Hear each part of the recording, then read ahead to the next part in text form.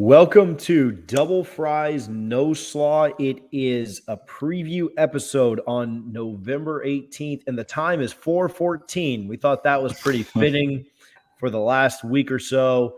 TJ Pittenger, Richie Barnes.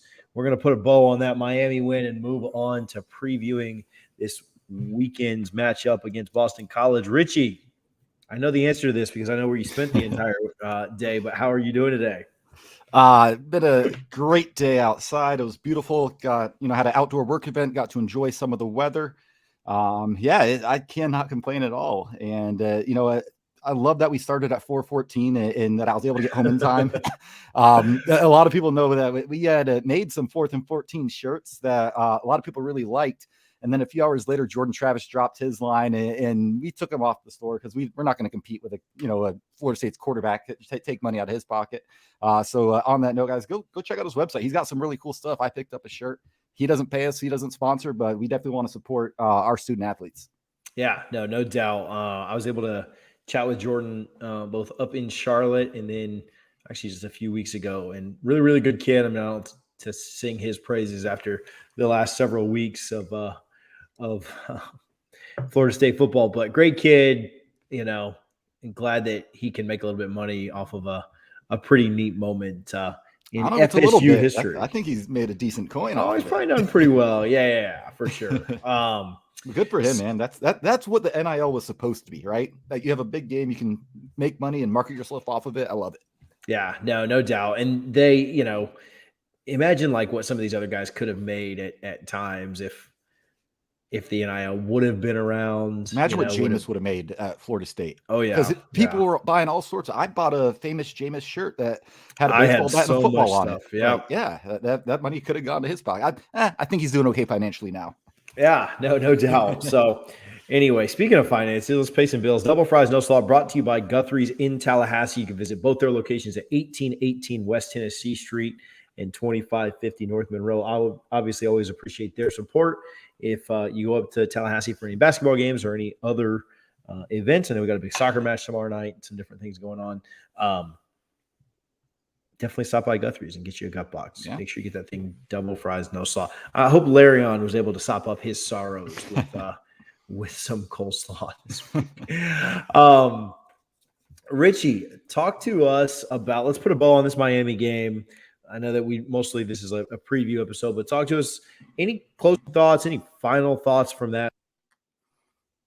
You might quit out, but yeah, man, it was, I feel just as good today about that win as I did, Saturday afternoon or Saturday evening when, Jordan Travis crossed that goal line and Van Dimes turned into Van Spike. It was just great. And something this program needed.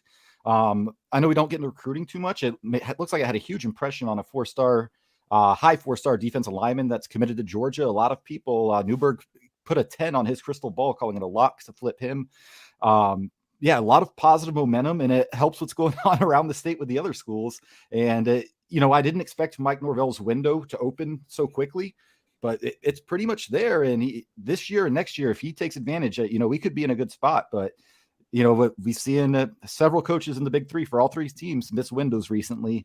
So hopefully we aren't that. This could be the catalyst. I'm most interested, TJ, how this team responds this week after a very physical, emotional win to go up to Boston for a sleepy nooner. Can they bring that same intensity and play that 60 minutes of football that way? And if they can, I think they'll have a favorable outcome, but it's going to be tough. You're going to need the guys like Jermaine Johnson. I know he's not playing, but McKenzie Milton to kind of keep these guys level-headed heading into this game.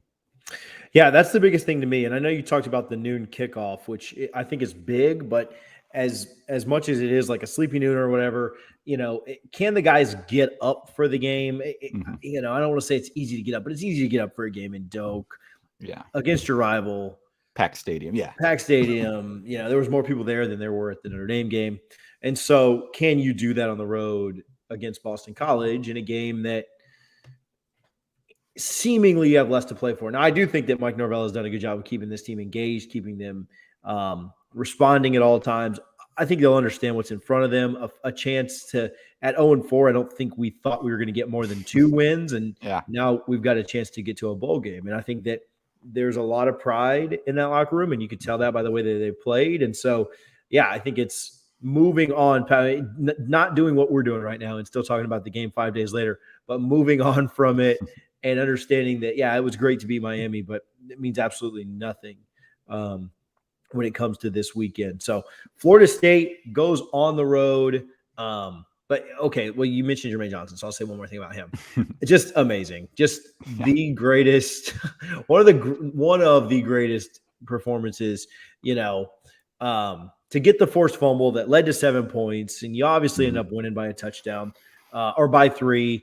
You just 3 sacks, multiple tackles for losses. Big third down stop on Miami's last drive.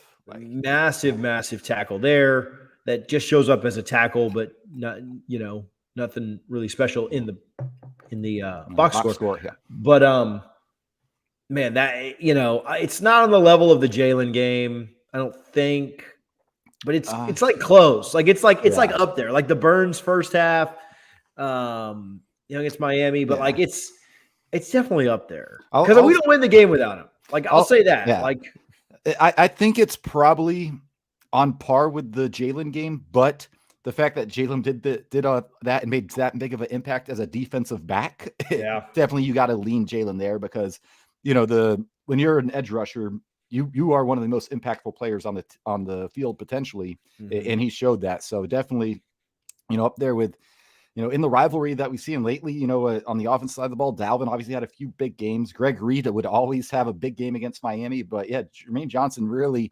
cemented himself with this one as an all-time great Nole after just 10 games, which is crazy. Him and Walter Jones, the greatest 2 Noles to just play 1 year. I think somebody will correct me on that. No, can you believe? No, and I love Bobby. That was on him. He had Walter Jones for 2 years, but he redshirted him a year. Yeah. So anyway, we will do now what we hope the team has done a few days ago, and look ahead to Boston College. Right. Boston College comes into this game as a 1.5 favorite. It opened at 3. The line opened at 3 points, up to a 1.5 now. Initial thoughts on them being favored by 1-2 points. The fact that it has moved our way a little bit. I'm very interested to see what happens over the next day or so. How much late money comes in and where things go from there. Yeah. I think people look at that Miami game and then they go back and look at some of Florida State's scores and be like, man, they've been close. They still remember that Notre Dame game, right? 2 games that if you're a casual college football fan, you've probably only seen 2 FSU games. And that includes if you watched Miami, but everyone watched Notre Dame, right? Because it was the only game on TV. Mm-hmm. But I think the spread's about right. These teams, to me, look very similar on paper. 3 points for the home field advantage. I've been to Chestnut Hill. That atmosphere is not impressive in the slightest, and that was in 2015. 40,000 fans, yeah. Yeah, no, it was in 2017 when Florida State was still in the top 10 at the time because they hadn't lost to Georgia Tech yet. And there was patches all over the stadium. Like we were able to move down 20 rows because there was nobody in the stadium. I couldn't believe it. But yeah, it's not an intimidating environment. The weather seems like we might get lucky. It's not going to be any different than really Tallahassee weather this time of year. I think it's going to be about 45 degrees at kickoff, and that's about what it is in Tallahassee this time of the year. So I don't think that'll be too much of an impact. But yeah, I think I wouldn't be surprised if this game was a pick'em or if Florida State was even favored by half a point or a point come kickoff. Yeah, I'll be pretty shocked if it does go over to Florida State being favored, but I like your take there that it's probably going to be pretty close to a pick'em. At half, unless Vegas finds out about something that the rest of us don't know about, which certainly is a possibility. Yeah, like the line will move a ton, and then we'll get word that somebody's out. Yeah, we just got to avoid the flu again, and we'll be all set. Your mic went out again, TJ. Can't hear a word TJ's saying, so I will just ramble for a little bit, but. Again, I do think a pick'em sounds about right up there. And I know obviously we'll get to the score predictions towards the end of this, who we think wins the game. But I would be very surprised if I saw a blowout on either side of the field, right? If Florida State blew Boston College out, that'd be surprising. If Boston College blew Florida State out, that would surprise me as well. At the same time, I don't know, man. This offense, they were on the verge of blowing Miami out a week ago, and then just could not push over that final hump. And then obviously, you know what, every other game that it's been close. The only one that has been was NC State. In that game, you didn't have Jordan Travis, and half the team had the flu and had to, battle that. So, I don't want to say throw it out because the result still happened. And, I think NC State, I think we'd probably get him if we're healthy with Jordan Travis because this offense is playing well. Still can't hear you. Why don't you just go to computer audio? Okay. Can you hear me now? There we go. There he is. Brutal. I didn't want to interrupt you while you're in the middle of talking, so I couldn't test it. So anyway, Harlan's not gonna fix this later. Let's be honest. Vegas's line is right in line with ESPN's there. ESPN thinks we have about a 41% chance to win. It's probably slightly low, but they base a lot of that on more than just what we see right now. I think the Vegas one is probably a little bit more accurate. But expecting a close game. Don't see either one of these teams running away with it. The biggest thing, real quick, I wanted to look up another metric. So Bill Conley's SP Plus, guess what he has this game as? Probably a coin flip. 28-28 is what his computer scored throughout. So and that's what the over-under tells you. The over-under tells you that this is going to be a 28-27 final score because the over-under is 54 and a half. And so, you really wouldn't be shocked by any of this stuff. The difference for Boston College right now, because 3 weeks ago, they scored 3 points on Syracuse. Like they were in a mess of trouble, a world of hurt. We've bounced around with what we thought our most likely Florida State win coming down the stretch here would be. And, at one point we said it was Miami and then they got hot. And then we said it was BC because they couldn't score. And then their quarterback came back. At this point, I do think it's Florida because they're just a dumpster fire, but they'll go out and put 45 up on Missouri and win that by a bunch. And I'll have to rephrase it, but we're feeling good about themselves. Yeah. Yeah. But their quarterback's back. He accounted for 5 touchdowns. Phil Jerkovich had 3 on the ground, 2 passing touchdowns, so 5 total touchdowns. And they're a different team since he came back. Again, they scored 3 on Syracuse. And then just last week, they put up 40 plus on Georgia Tech, 41 total. Not that Georgia Tech is a world beater by any means. Like scoring 41 on Georgia Tech, I don't think is super, super impressive. Miami put up, 33 or 38 the week before against Georgia Tech. And so I don't think Georgia Tech is great. But I do think that they can score a good number of points. I do think if they put 41 up on Florida State, that's danger zone because I don't know that we can get to that many. But I do like Florida State's defense a little bit better than Georgia Tech's. Boston College did not look good 2 weeks ago against Virginia Tech, a really weird game in which the final score was 17-3. And a lot of punts in that game. It was 10-0 early for Boston College. And it ended up being that at half. And then they scored once to start the second half. And then nobody scored. VT got a field goal, but then they didn't score again for the rest of the game. So they can go through long stretches of not being able to score. I think the biggest thing, like you just said, he can move like that. Yeah. Phil Jerkovich can move. In his 3 games that he has finished, obviously got hurt in the 4th one, so you can kind of throw the stats out from that. He's run for 71, 65, and 61 yards. A little foreshadowing there as we get into our prize picks here in just a minute. But he can move and he can run, and I think he runs fairly well, and Florida State's shown some struggle with that this year.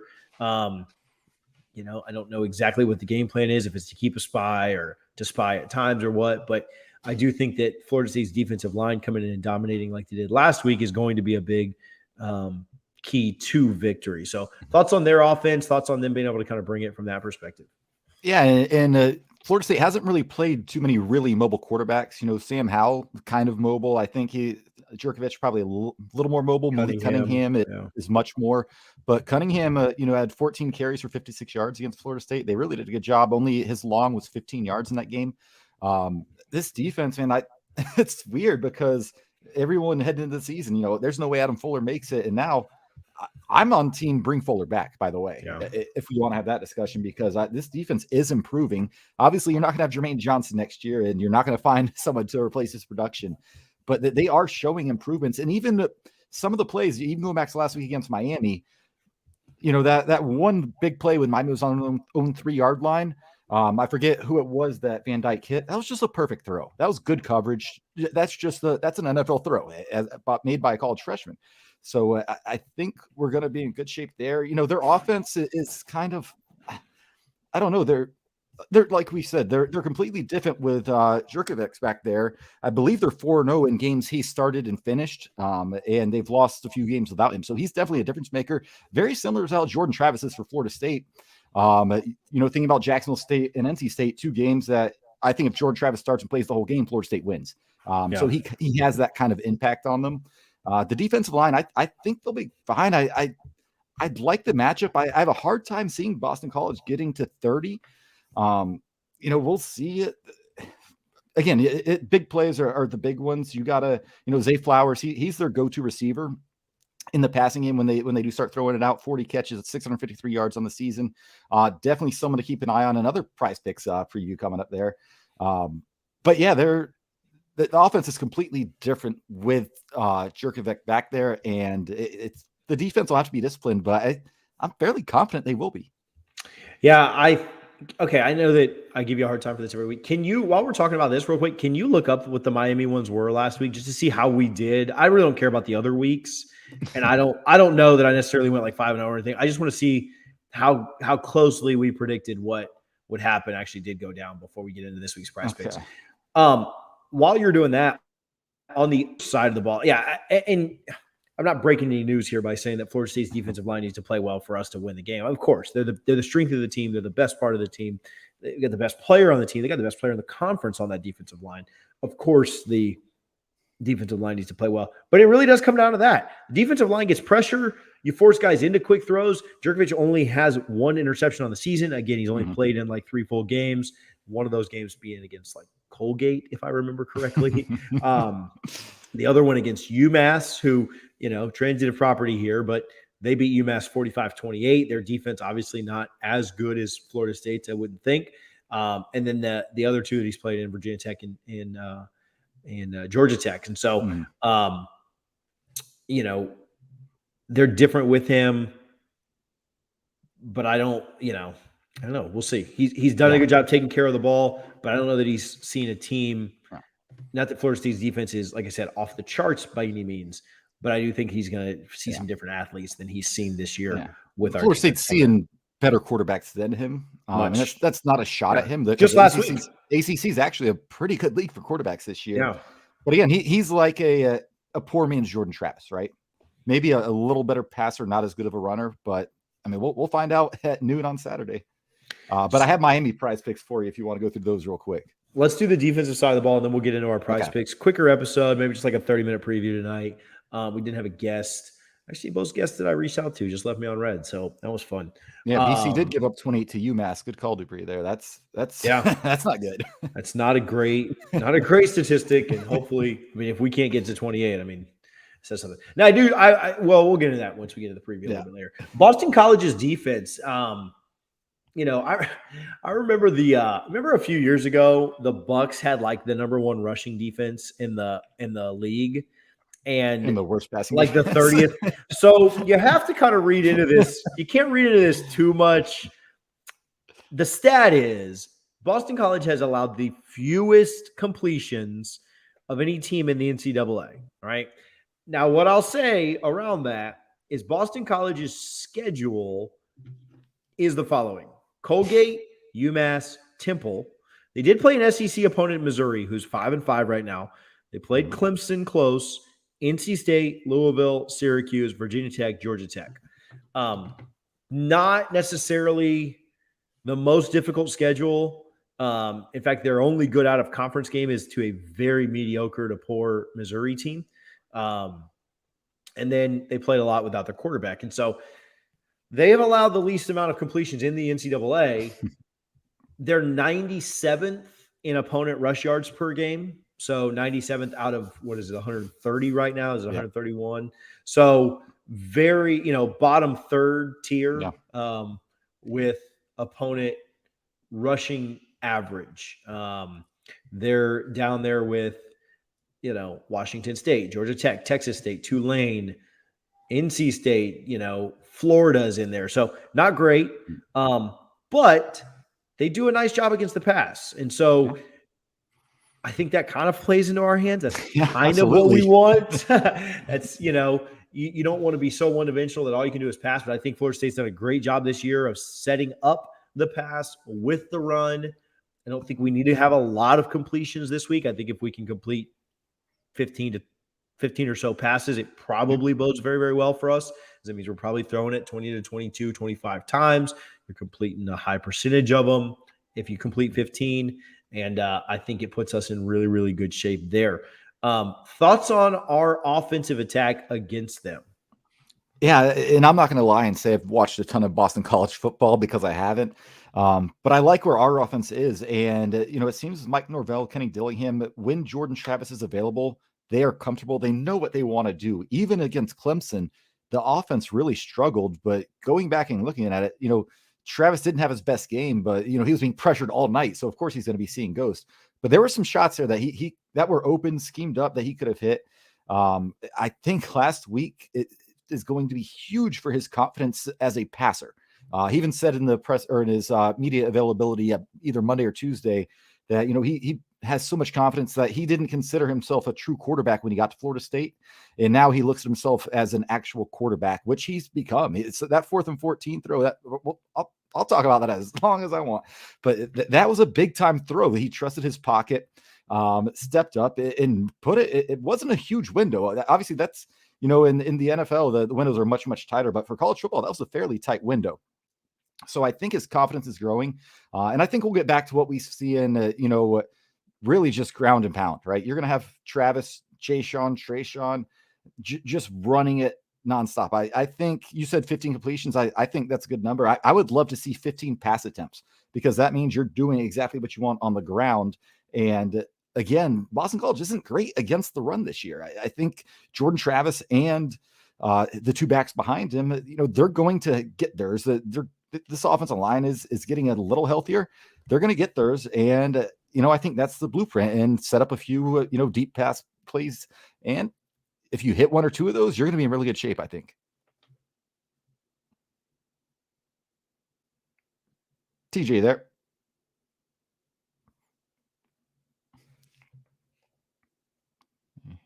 All right, we're gonna need Harlan to edit this one out. So put that time down. Can you hear me? Yeah, I can hear you. All right, good. I lost myself for a minute. Let me unplug this because I'm just gonna quit on the whole idea of trying to have a mic today. Yeah, all right. So let's do this. The one thing I know that I will say about FSU, and I talked about this a little bit earlier, but the one thing about FSU this year is if they were going to quit, if they were going to give up, it would have happened earlier in the year. And really the biggest thing that I think Mike can be commended on is the buy-in from his program and the buy-in from his team and how much they just never stop fighting and never stop caring. When you look across the way at Florida and you see how like every little bit of adversity that comes up, they just quit and they fold and they find a way to lose. Florida State does the absolute opposite. And it didn't pay off for him. It didn't work out for him in the Clemson game. And we got close against NC State, close against Louisville. And I understand that. Like you're going to win some one-score games, you're going to lose some one-score games. But really to go down 8 last week and have to fight back the way they did, when all of us, when we went down 8, said, oh, well, that's it. That's the end of that. We're not coming back there.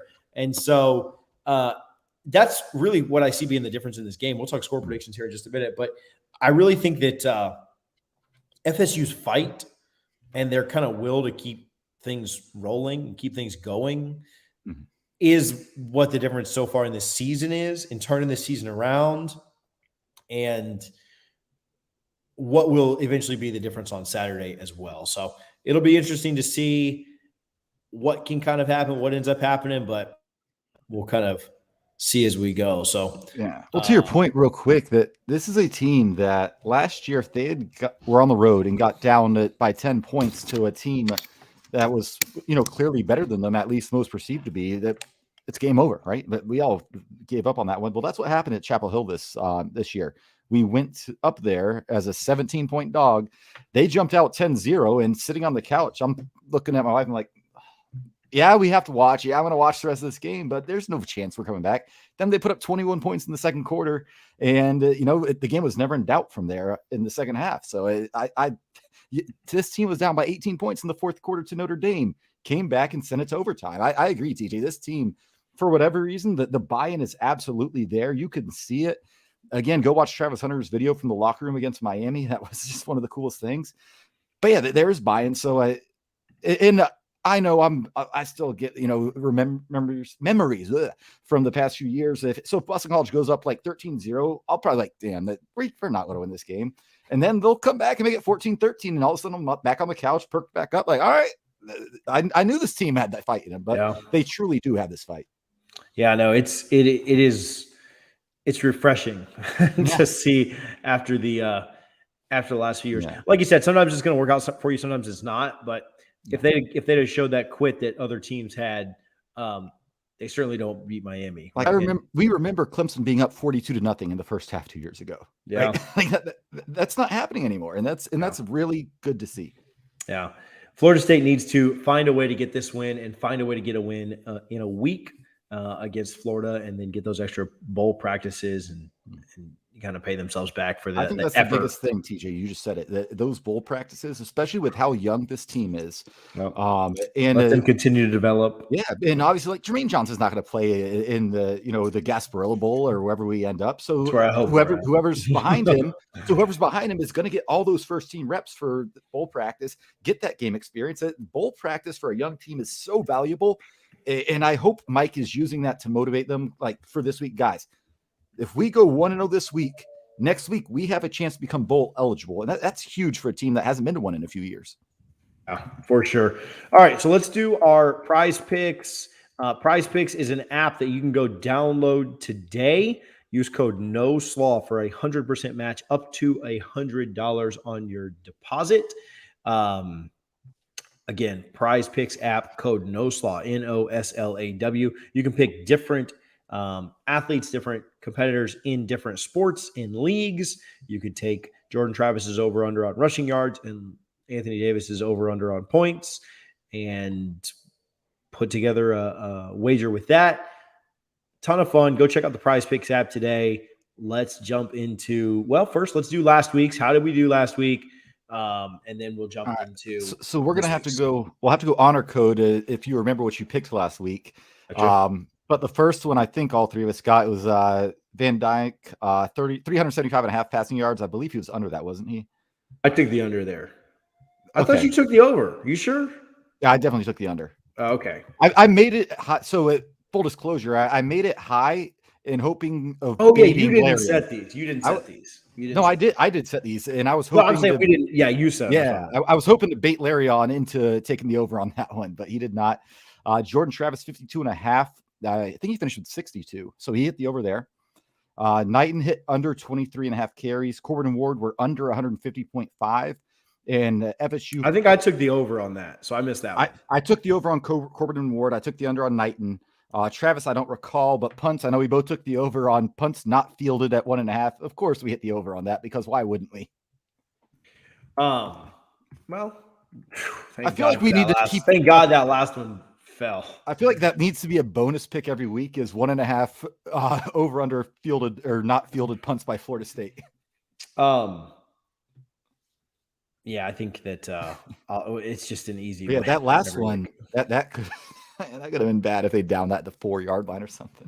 That'd have been really, really bad. Probably don't win that game. No, you're not going 96 yards. So, all right, cool. Let's roll with this week's Prize Picks for Boston College. What you got? All right, so Jordan Travis, 147.5 passing yards. 147.5. I'll go over here. We'll get a shot play. It's like 60, 65, 70 yards. Or we'll just say like a 50, 60-yard shot play. That'll get us there. We'll do over. Yeah, I'll take the under here. I think we discussed it. Florida State's going to want to run the ball. That's the weakness of Boston College. Their strength is their pass defense. I do think Mike it does want to take some shots downfield, but that seems like, I don't know, a little high for me right now. If he comes out and has another game like last week, whatever the over under is for Florida, I'll take the over. But this week I'll sit on the under. Corbin's listed at 71.5 rushing yards. I think I'll take the over there. He's kind of not disappeared. He's still making some plays, but hasn't had those, those first few games when he was over like 120, 130 yards. I'll take him over 71.5 here. What did he have last week? Let me look at it real quick. He had 68 last week. So, he was there. Yeah. I like the over here. Give me the over as well. Cool. All right, let's go to so this can be rushing yards for Jerkovich. 42.5. And those numbers you read are kind of scary. Yeah, I was going to say 61, 69, 72. Over. This is not even close. I'd like this defensive line. I think the linebackers are stepping up. I'm going to take under here. So I don't think he goes for 70. So you have him over it. So if there were 0 sacks, you take him over. Without a doubt. Okay.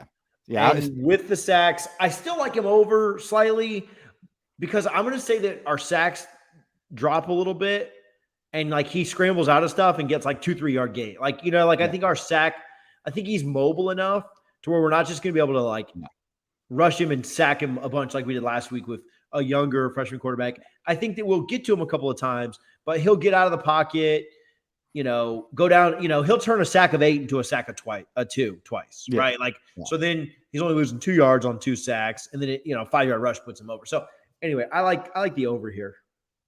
Cool. Let's go to the next. I was going to say something. I just lost my train of thought there entirely. But let's go to Jordan Travis. I'm going to hammer the over 39.5 rushing yards because I think he's going to run a lot this weekend. I think so too. He did a good job last week of knowing when to run, knowing how to run, how to get down, how to protect himself. He had 62 last week. And some of that's actually, we didn't give up a sack last week, did we? I don't think so. No. Oh, that's what I was going to say real quick. Oh, yeah, we had a few sacks, but I don't know if they're true sacks or. Well, you had the strip sack. That counts. Yeah, that's true. So, yeah, there were a couple. But yeah, what I was going to say real quick was Boston College. I saw an interview on the ACC network. I forget if it was the right tackle or left tackle, but he's played 530 snaps this year or something like that, allowed 0 sacks. So that's just one of them. But when you have one guy like that, you don't have to worry about that. Can the other 4 guys do their job because he's doing his. Can you put Jermaine on the other side? Whatever side he's on, you put Jermaine on the other side, right? Actually, Jermaine's the best player in the conference and the state. Yeah. He's going to be the best player in the state. Let him get the first sack of the season on this guy. That's what I say. I agree. So if we don't have any sacks by halftime, though, maybe switch him to the other side. Yeah, exactly. if it's a close game, yeah. So are we both over on Travis here? 39. I like over. For sure. All right. Last one, Zay Flowers, Boston College's leading receiver, 67.5 reception yards. What's your thoughts on that? Man, I just tried to look up and, Rambo went for 95. Mallory went for 72 last week. Knighton went for Knighton's a little bit misleading because he had a 35-yarder. Yeah. I think that they'll get some yardage. They're going to score 3 or 4 times. I think they'll get it, especially as a number 1 target. Florida State secondary has done a lot better. I don't think this is a slam against them to think that they'll get this, but I like the over here. Yeah, so he's their leading receiver with 40 receptions. The next leading receiver has 20 receptions. So he has twice as many receptions as the next leading receiver. So to me, this comes down to do they hit one big play or not to him? I think this defense isn't really good, but they still give up 1 or 2 here and there. I'm going to say over as well. I think he'll get one big play, but they do a really good job down to down containing him. Yeah, no, I think that's fair. I think that's most likely. Is that all of them? Is that all of our? That's all of them, unless you want to do the punt fielded. I'll go with an over here. I would go over here in most games. I will say in this one, so based on how this game plays out, I could see there being less possessions because I think they do a pretty good job of I think they do a pretty good job moving the ball. We do a pretty good job of moving the ball. We take care of the ball pretty well outside of that, outside of handoffs, which was certainly detrimental to everything we wanted to do. But I think there will be less possessions in this game. And so I don't know how many punts there will actually be. I'm going to say Boston College only punts the ball. I'm going to say they punt the ball 4 times. And like to back it up, against Virginia Tech, they had 1, 2, 3, 4, 5 punts. I'd say against us, they're going to punt it 4 times because we're going to get a turnover. But against Georgia Tech just last week, there were a lot more possessions, but obviously they scored a lot more, and they only punted once. So I'm going to say they punt 4 times and 2 don't get down. So give me the over. A long way to say over. Yeah, I think I'll take the under. I just pulled it up. Plays per game. Florida State ranks 90th nationally, running 68.2 plays a game. Boston College ranks 93rd, running 67.8 plays a game. So yeah, I think both teams are going to want to slow this down. They're not in the, you got 7 teams above 80 plays a game right now. Neither team wants to run tempo. I think Norvell's perfectly happy with a shortened game. He's like, the less possessions as far as he's concerned, I think he would take that. Yeah. So I'm going to take the under, surprisingly. I hope you're right. I absolutely hope you're right. And I hope it's not because Boston College is just not punting. But yeah, and that will not be the case. I'll tell you right now, that won't be the case. So, all right, score prediction time. What do you think? What do you like here? Where are you? Let's roll. Yeah, I think it's a good matchup, but they're, like I said, they're so close. Bill Conley's SP Plus, I think one of the better formulas to truly do power rankings with, has this game 28-28, right? That's going to be tough. Going on the road, if they can come out strong and keep the foot on the gas and just win a comfortable game, that'd be awesome. Nothing's been easy this year, right? Outside of North Carolina, ironically, and UMass, of course, and UMass has fired their coach since then. But I do like Florida State here. I think the matchup really sets up well for Florida State. I think Florida State is fairly comfortable towards the end. I think they're going to be up like 28-17 in the fourth quarter, and Boston College gets a late touchdown to make it 27-24. So yeah, Florida's will be up by 10, 27-17. I see a late touchdown by BC make it 27-24, but I do have Florida State winning again. So I think it's going to be razor thin, and Florida State finds a way to get the win. I do like the matchup. I would not be shocked at all if Florida State lost this game. No. But I'm not going to pick the other team when it's so close. I'm going to pick us every time and just be a homer. And so there's your logic. I think this game could honestly go down either way. I have it as close as you can get it. I like us 31-30. I was hoping you'd go the other way after you picked Miami last week. You're killing the good juju here. Yeah, I just didn't want to be the only hater this week. So everybody else picking FSU, I'm picking FSU too. But I could better not get the 7 crying Jordans. That would be unfortunate. Boy. Yeah, I shout out to Corso, who's the only one to pick us this week. Yeah. Dupree likes us 35-21. That would be so good for my mental health and everything else. I'd love to watch us kind of cruise to victory and then get to watch that Missouri game without having any Missouri-Florida game without having any stress in my life. So anyway, I like us to pull it out 31-30. We play well, have a lead, let them back in it, and give me a field goal to win in the end. It'll be 28-28, or they'll be up by 2, and we'll hit a field goal to win by 1. So I like it. I would take that. A lot of stress, but I'll take it. We mentioned the soccer has a big match coming up tomorrow, the second round of the NCAA tournament. They're getting close and trying to get back to another NCAA Final Four. Basketball got a win last night. We'll have a basketball minute for you on Sunday. Richie wasn't feeling it after the performance last night, but we're hoping things kind of turn around and improve there. Women's hoops plays again tonight against Jacksonville. Men's hoops, doesn't men's hoops have a game this weekend? The 21st. 21st. So that'd be Sunday, right? So on Sunday. So stay tuned for all of our Around the Horn stuff. Go check out doublefriesnoslaw.com. And if you need anything from us. Hit us up on social media where it's Double Fries Pod. We like interacting with you guys and enjoy it.